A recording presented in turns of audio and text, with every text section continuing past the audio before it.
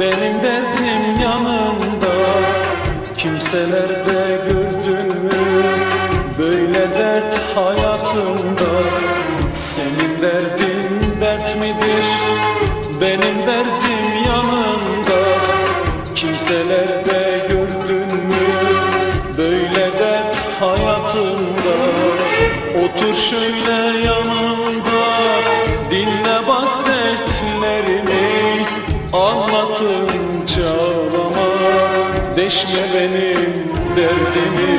Anlatınca ağlama, deşme benim derdimi.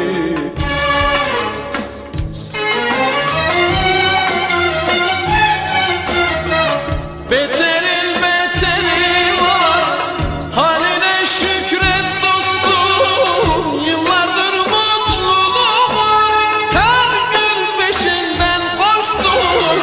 Beterin beteri var, haline şükret dostum. Yıllardır mutluluğumun her gün peşinden koştum.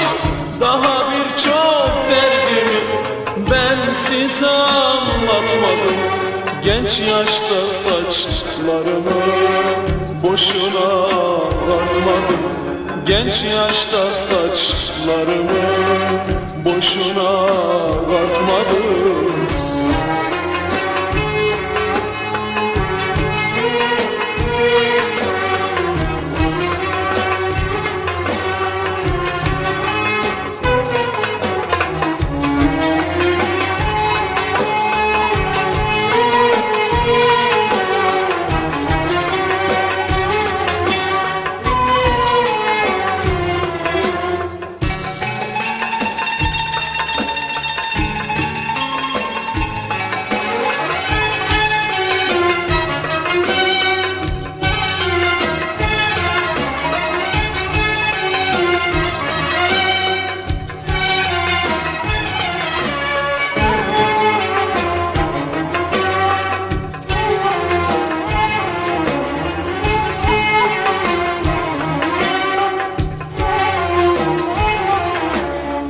Tanrım bile unutmuş, dertlerime dur demez.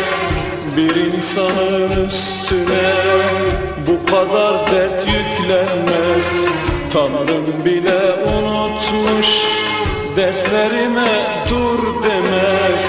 Tatlı sesin üstüne bu kadar dert yüklenmez. Allah'ım beni böyle meyhanelere attı. Günahım neydi bilmem, beni dertli yarattı. Günahım neydi bilmem, bizi dertli yarattı.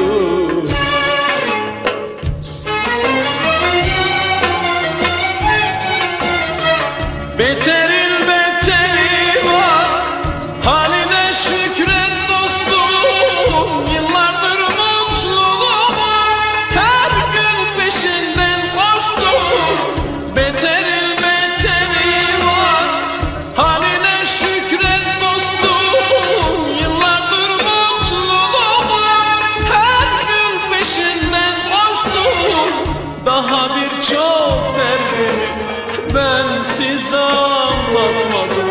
Genç yaşta saçlarımı boşuna ağartmadım. Genç yaşta saçlarımı boşuna ağartmadım.